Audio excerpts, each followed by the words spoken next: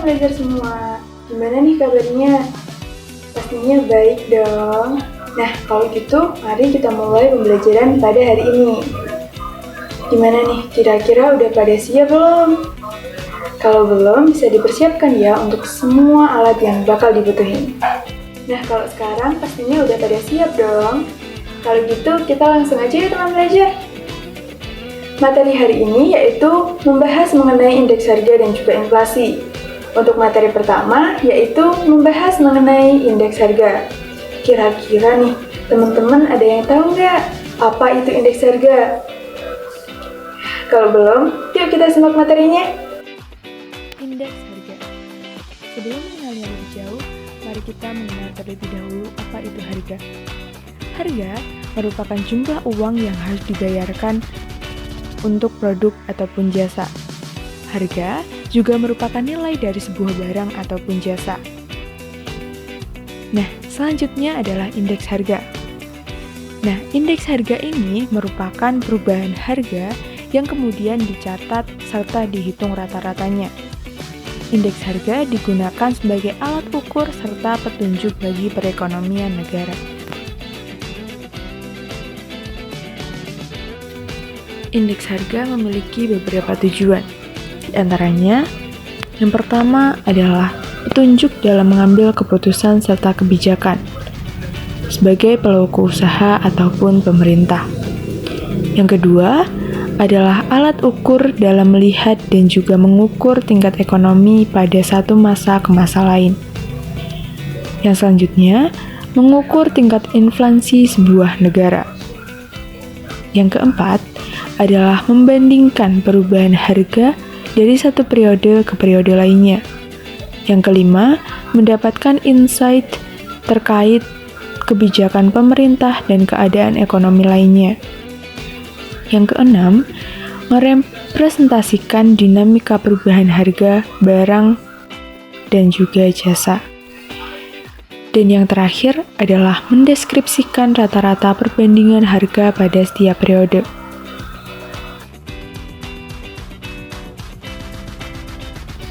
Lalu, selanjutnya, apa saja sih fungsi IHK?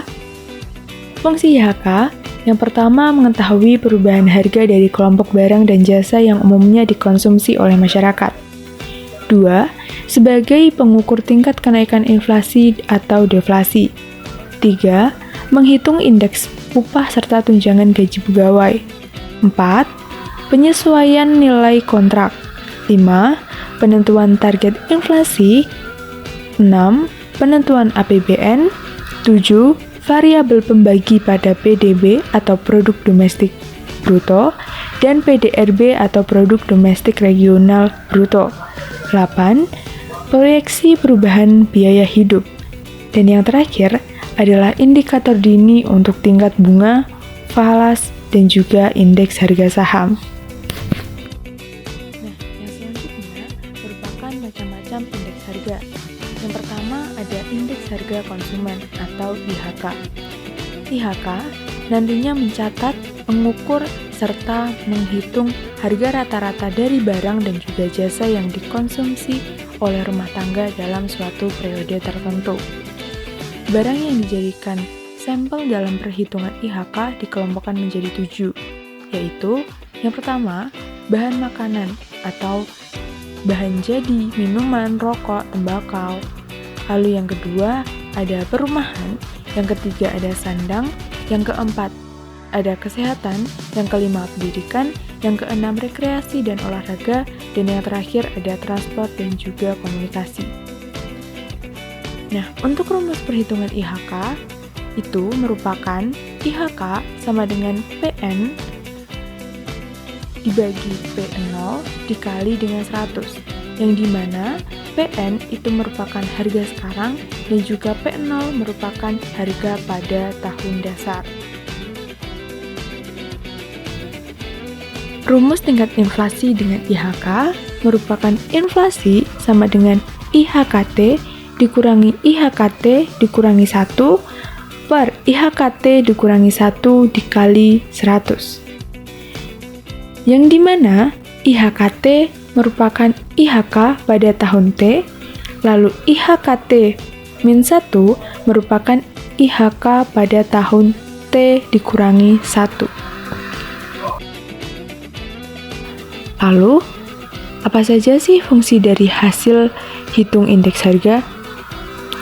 Fungsi dari hasil hitung indeks harga yang pertama adalah deflator, atau angka dari perubahan harga selama periode tertentu.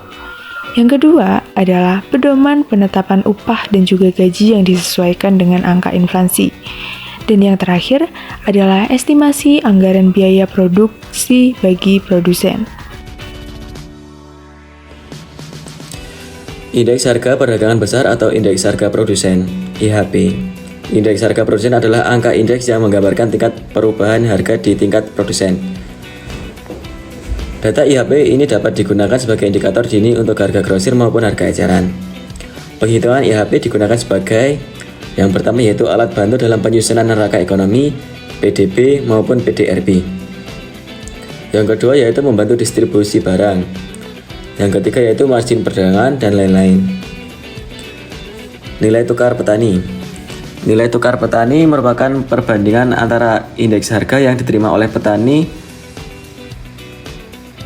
dengan indeks harga yang dibayar oleh petani.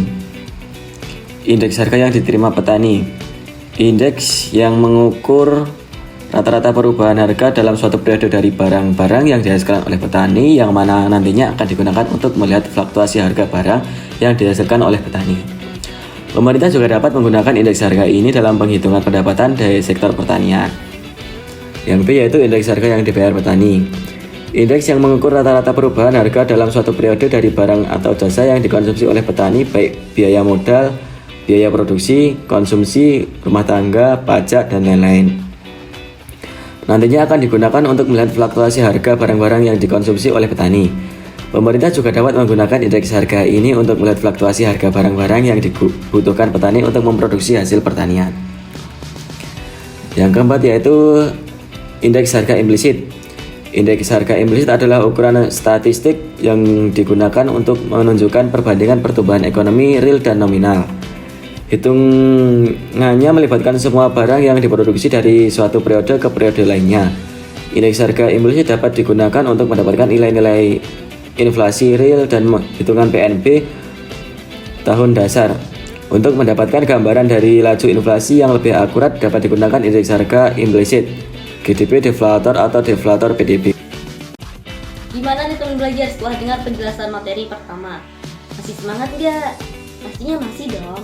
Teman belajar, ternyata indeks harga itu sangat penting ya buat kita tahu perubahan harga dalam perekonomian suatu negara.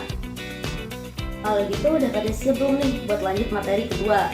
Kalau udah, kita lanjut yuk buat materi berikutnya yaitu inflasi. Let's go! Inflasi. Inflasi merupakan suatu kondisi di mana terjadi kenaikan harga barang dan jasa secara umum dan terus-menerus.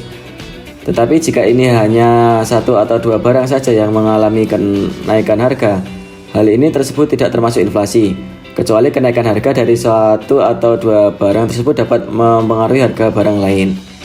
Jika terdapat inflasi, maka terdapat deflasi. Deflasi sendiri merupakan kondisi yang berkebalikan dengan inflasi. Jika inflasi terjadinya kenaikan harga barang dan jasa, maka deflasi merupakan terjadi penurunan barang dan jasa secara umum.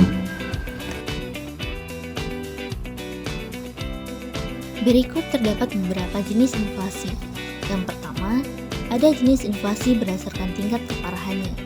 Pada jenis ini dibagi menjadi 4, yaitu pertama ada inflasi rendah, yang mana jenis inflasi ini yang jumlahnya kurang dari 10% per tahun. Kemudian yang kedua ada jenis inflasi menengah, yaitu jenis yang besarnya berkisar antara 10-30% per tahunnya. Kemudian yang ketiga ada inflasi berat, yaitu jenis yang besarnya berkisar 30-100% per tahunnya. Kemudian yang terakhir ada hyperinflation, yang mana kondisi ini besarnya inflasi per tahun berada di atas angka 100%. Indonesia pernah mengalami hal ini loh, yaitu pada masa Orde Lama, yang mana besarnya inflasi per tahun bisa mencapai kisaran 600% per tahunnya. Yang kedua ada berdasarkan sumbernya. Pada jenis ini inflasi dibagi menjadi dua, yaitu inflasi dalam negeri dan inflasi luar negeri. Inflasi dalam negeri Misalnya terjadi karena peningkatan permintaan masyarakat yang lebih cepat dibandingkan kemampuan pasar untuk memenuhinya. Sedangkan inflasi luar negeri yaitu timbul karena inflasi yang terjadi pada negara lain yang menyebabkan harga barang-barang impor meningkat.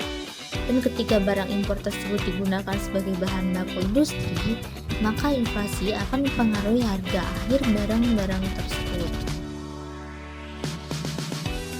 Yang ketiga, ada inflasi berdasarkan faktor penyebabnya. Nah, pada jenis ini dibagi menjadi dua juga. Yang pertama, ada demand pull inflation, yang mana terjadi ketika permintaan masyarakat terhadap barang dan jasa relatif lebih tinggi dibandingkan kemampuan pasar untuk menyediakan kebutuhan tersebut pada waktu itu. Contohnya seperti menjelang hari raya, biasanya harga barang-barang kebutuhan pokok seperti makan ringan dan pakaian mengalami peningkatan. Hal ini dikarenakan kebutuhan masyarakat yang relatif meningkat dibandingkan dengan biasanya. Kemudian yang kedua ada cost push inflation. Cost push inflation ini terjadi ketika adanya kenaikan harga pada barang-barang mentah yang diperlukan untuk memproduksi barang dan jasa, sehingga harga barang dan jasa mengalami penyesuaian dengan adanya kenaikan harga.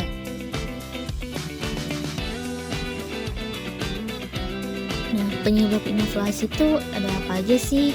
Nah, yang pertama itu ada depresiasi nilai tukar. Yang kedua ada inflasi di negara pengekspor. Yang ketiga adanya bencana alam. Dan yang terakhir terganggunya sistem distribusi. Dari adanya penyebab tersebut pastinya akan menimbulkan sebuah dampak. Lalu apa sih dampak dari inflasi? Dampak inflasi sendiri yaitu akan terjadinya turunnya pendapatan real masyarakat dan kemudian ketidakpastian pelaku ekonomi dalam pengambilan keputusan. Lalu, bagaimana sih cara mengatasi hal tersebut? Yang pertama, dapat dilakukan atau diberlakukannya kebijakan moneter seperti kebijakan pasar terbuka, kebijakan diskonto, kebijakan giro wajib minimum, dan lain-lainnya.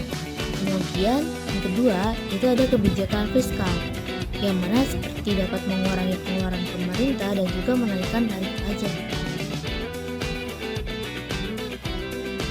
Wah, ternyata inflasi itu berdampak pada menurunnya kesejahteraan masyarakat dan stabilitas perekonomian suatu negara ya. Selain itu, inflasi juga selalu terjadi setiap tahunnya loh teman-teman tanpa kita sadari secara langsung. Sampai jumpa di pertemuan selanjutnya. Dadah teman belajar!